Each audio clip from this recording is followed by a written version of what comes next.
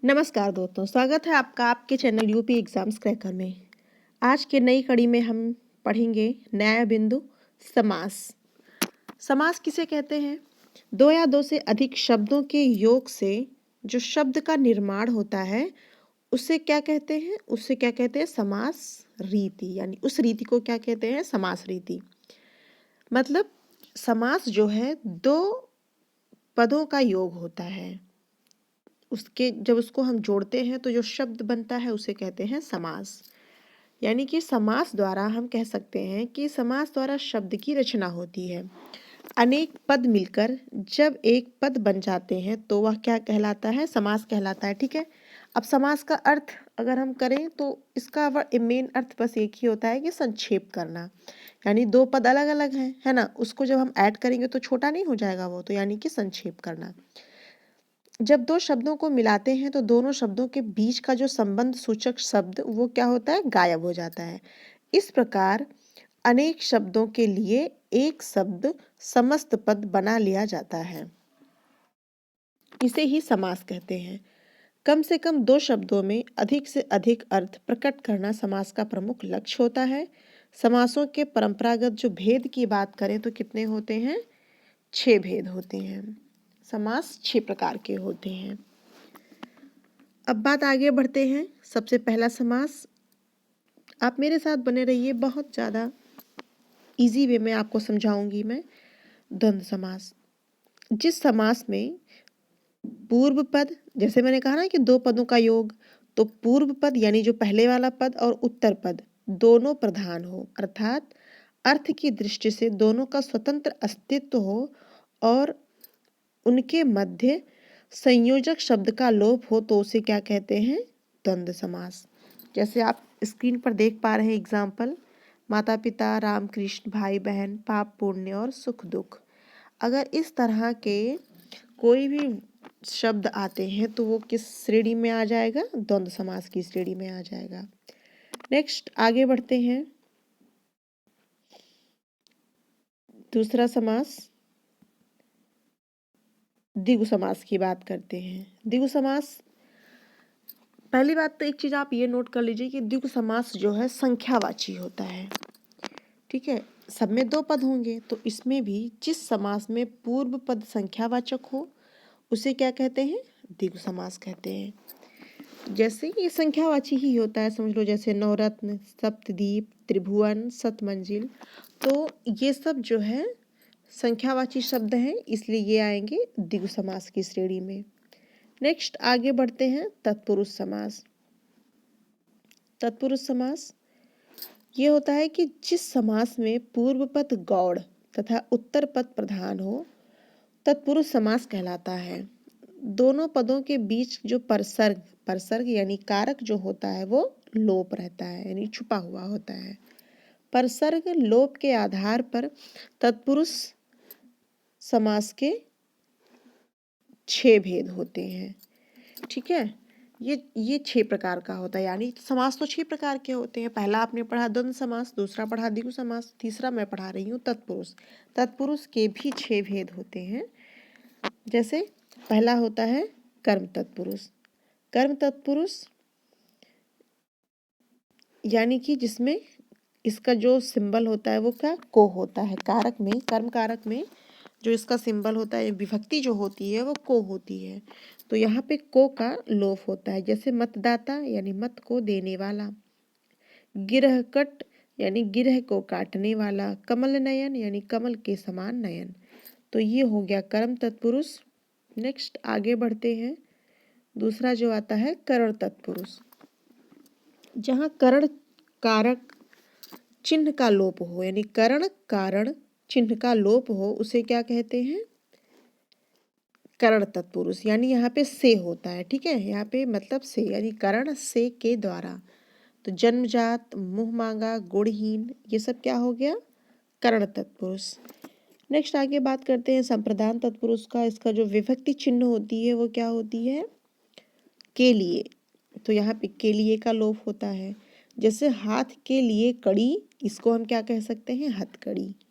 सत्य के लिए आग्रह, सत्याग्रह। युद्ध भूमि यानी युद्ध के लिए भूमि, युद्ध भूमि। तो ऐसा अगर कुछ संधि विच्छेद करने पे आए तो उसे क्या कहेंगे? संप्रदान तत्पुरुष। तत्पुरुष तो कहेंगे, लेकिन अगर तत्पुरुष में भी कोई भाग पूछता है तो क्या हो जाएगा? तत्पुरुष यानी संप्रदान तत्पुरुष। ठीक है, आगे बढ़ते हैं। अपादान तत्पुरुष, जहां अपादान कारक चिन्ह का लोप हो। अपादान कारक चिन्ह का लोप क्या होता है? अपादान यानी कि से मतलब होता है, जैसे आपने पढ़ा ना कि करण में भी से का लोप होता है, तो इसमें इस से का लोप यानी इसमें भी से होता है। अब आप कहेंगे कि इसमें भी से है, तो इस से का अर्थ होता है अलगाव, यानी धन से हीन। उसके पास धन नहीं है, यानी धन से हीन, वो बिना धन का है। से का मतलब यहाँ अलगाव से होता है। भय से भीत, जन्म से अंधा, यानी जन्म से ही उसकी आंखें नहीं है। ठीक है, तो यहाँ पे से का मतलब अलगाव से होगा, वहाँ पे अलगाव से नहीं होगा। तो अगर ऐसा कुछ आपको किसी शब्दों में देखने को मिलता है तो वो किस श्रेणी में आ जाएगा? अपादान तत्पुरुष। ठीक है, नेक्स्ट आगे बढ़ते हैं। संबंध तत्पुरुष, जहां संबंध कारक चिन्ह का लोप हो उसे क्या कहते हैं? संबंध तत्पुरुष। संबंध कारक चिन्ह क्या होते हैं?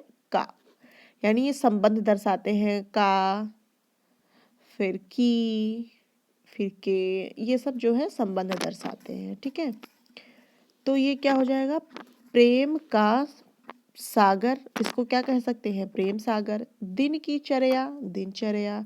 भारत का रत्न, भारत रत्न। ठीक है, तो ये सब संबंध दर्शाते हैं, ये हो जाएगा संबंध तत्पुरुष।